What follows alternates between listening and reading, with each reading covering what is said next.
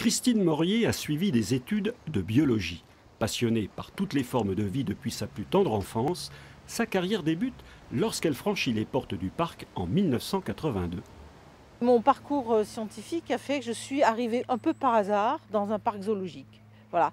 Je n'étais pas tout à fait pour les zoos au départ et la découverte de cette profession très particulière a fait que j'ai compris le rôle que pouvaient jouer les zoos aujourd'hui, les seuls lieux où les gens peuvent voir et je dirais presque se confronter au regard d'autres êtres vivants qui ne sont pas les humains. La femelle, la petite qui est là, Ouais. et puis celle qui est pleine de boue là. Ouais.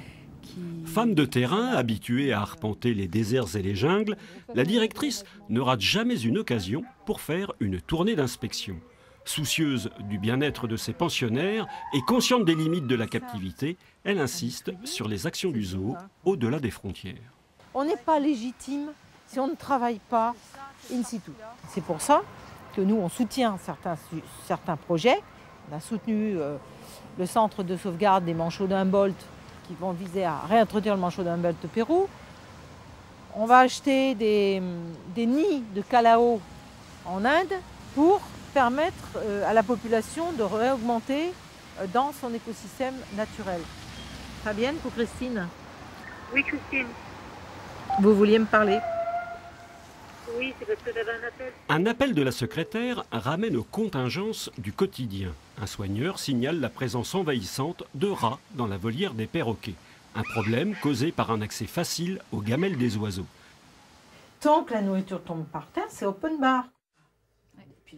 C'est l'occasion de chercher collectivement des solutions pour remporter cette lutte jamais gagnée d'avance. Non, jamais. Elle est même jamais gagnée. On peut stabiliser, on peut redescendre, mais on n'élimine pas les rats. Puis en plus, ils sont porteurs de certaines maladies. Donc, c'est vraiment important d'arriver à stabiliser la population, quoi. Durant son parcours professionnel, Christine Morier a quitté quelques années le parc pour prendre les rênes du Safran, le centre culturel d'Amiens-Nord.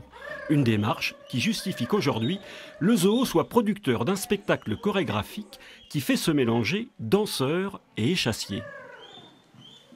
À travers ce projet d'accompagnement de la création Lightbird du chorégraphe Luc Peton avec des grues de Mandchourie, on est un exemple exceptionnel de la volonté d'intégrer la culture au sein du parc. Comme tous les directeurs, Christine Morier a un bureau. C'est là qu'elle doit régler toutes sortes de problèmes administratifs qui vont du transfert de certains animaux à la validation des plannings du personnel, en passant par les finances. Les ressources humaines, c'est un domaine intéressant. Le budget aussi, mais ça n'est pas mon cœur de métier, comme on dit. Voilà. C'est un mal nécessaire. C'est un bien nécessaire.